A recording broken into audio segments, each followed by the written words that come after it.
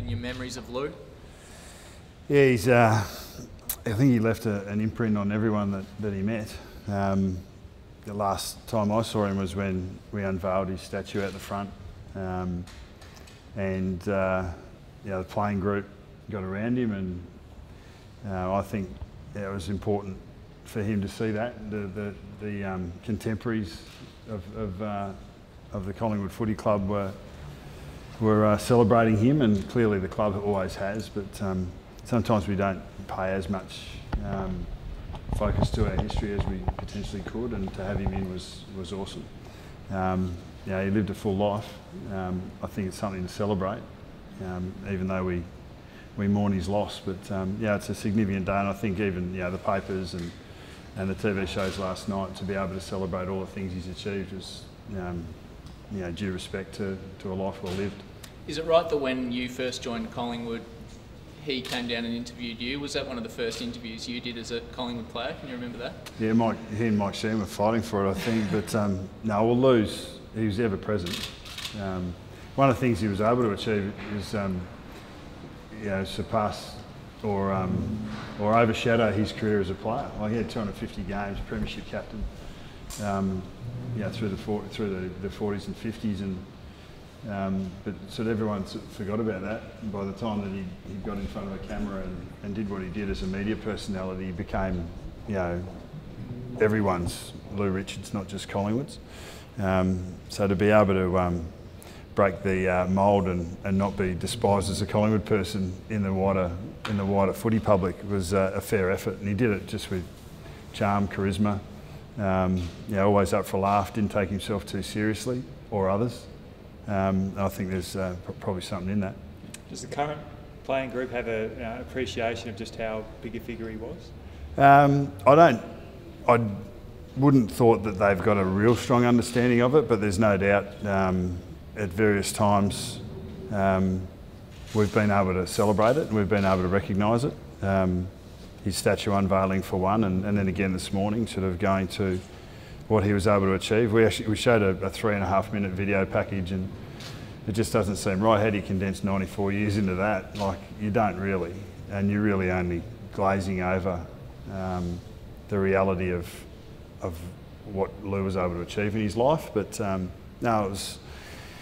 it was good for the boys to see that, and it's good for us to recognise that. As I said, it's a very sad day, and our commiserations go to the Richards family and family and friends, of course. And he will get recognised appropriately, by the football club and by the wider public, as he is at the moment. And he's, if you could live your life as full as he did, well, then we'd all be better off. And have you got any plans in place this weekend for the game as far as how you'll recognise him?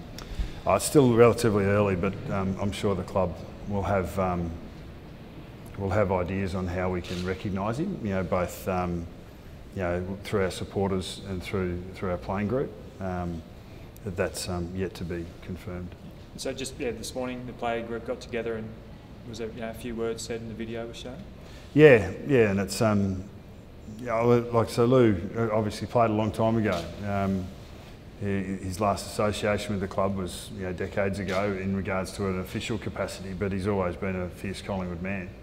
And these guys are.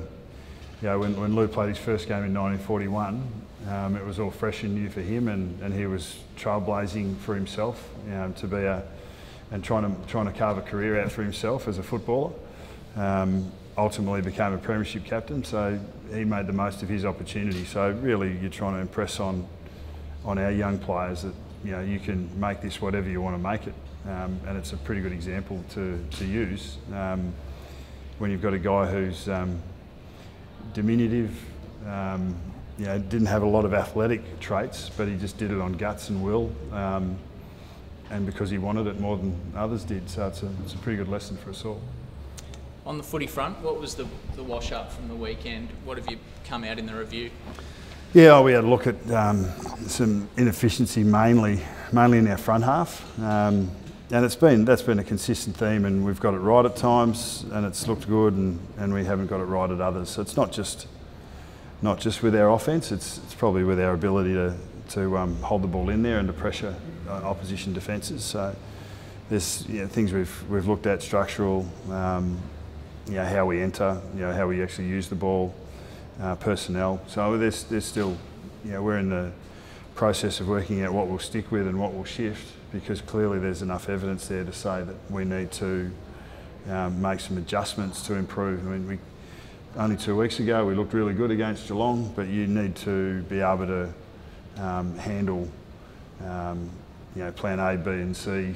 You need to have different resolutions for what the opposition are going to throw at you, and for the most part on the weekend we weren't able to do that with Carlton, and they were very consistent, really strong over the ball, and they wanted it more than us, and that's where you get the result from.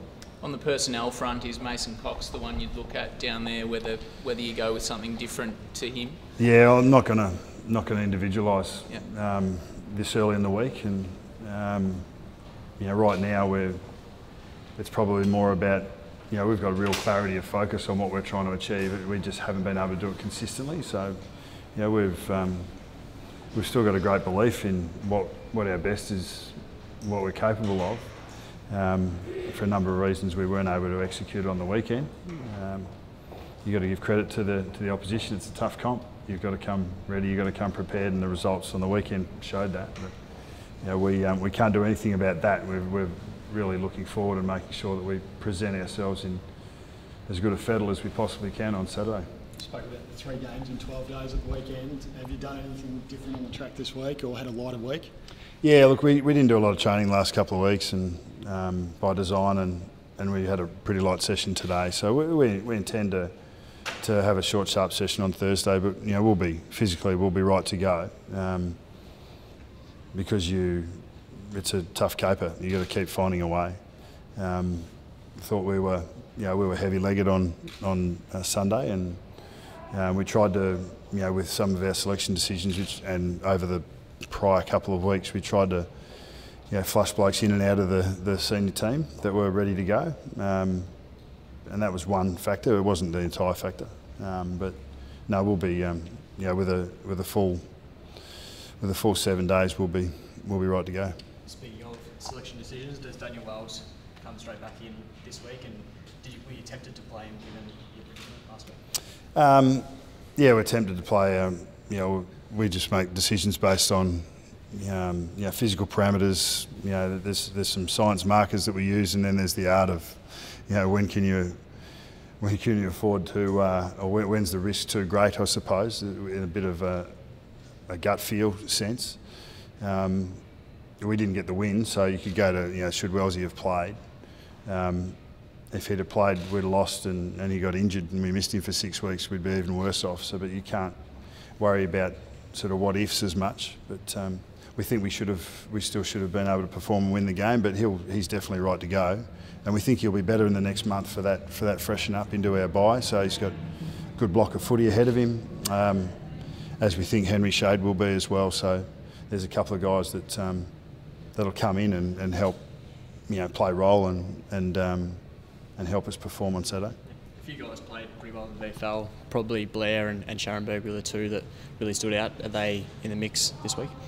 Yeah, as I said, we won't individualise. So the two boys that rested are clearly, were managed to come back in. The other selection decisions we'll go through, once we see how blokes are pulled up.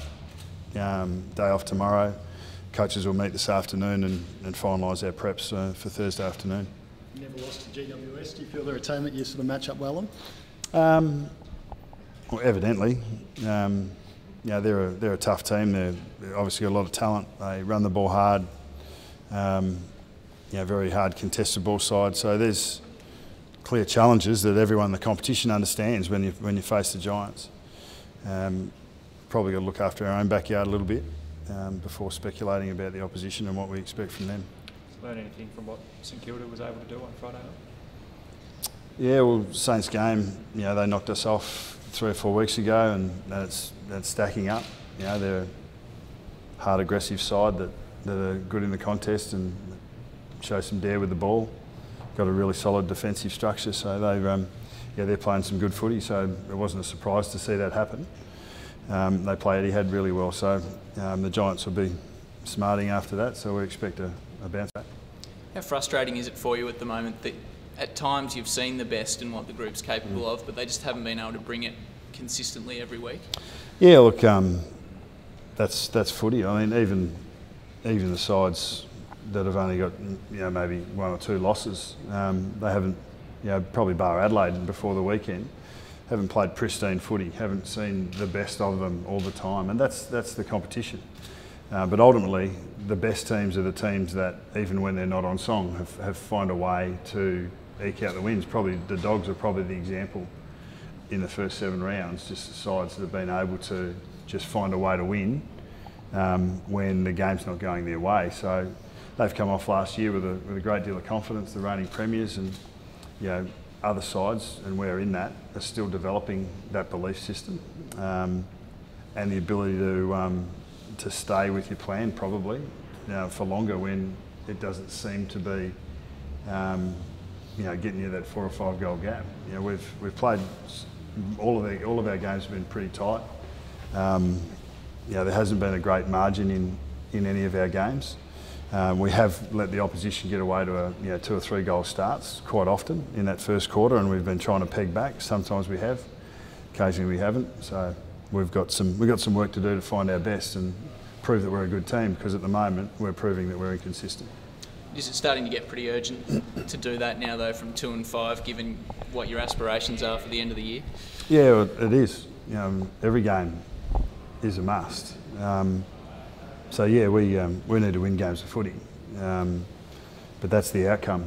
We need to execute role, man by man, and we didn't do that well enough on the weekend. And it's internally, it's really simple. We break it down to each individual about what their contribution was and what the expectations were in that moment, and it's something that we've proven that we can do. So we keep educating, we keep learning, and we've got to keep taking that tack, because it's not a matter of just try harder. It's actually play smarter and be more engaged in every moment in the game, and that's probably where most of our reviewers are around, and we're just going to continue to bring our best to the table more often.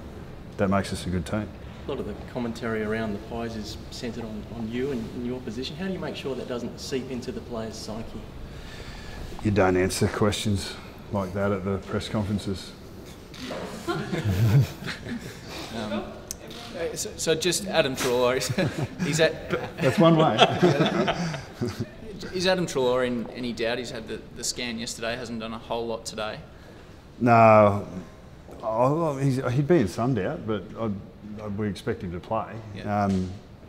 This is, as I've been pilloried for, we did have a brace of games that were pretty tightly, not a lot of rest in between. So we you get to the other side of that, and we were planning to take the early stage of this week just to settle, reset, make sure that we monitor the group, and then make the right decisions coming out of that, and we will. We'll have 22 of the fittest, hungriest Collingwood footballers that we have going into the game on Saturday, fully expecting to perform, roll, and win a game of footy. That's what we're going to do, and we expect ads to be there.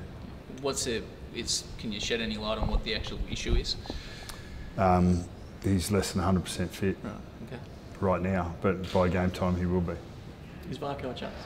No, I wouldn't have thought so. Yeah, he's clinically, or get out in the ground, he's actually handling it really well. Like he's going to tempt us, but it's a slight hamstring strain, so you can't beat time.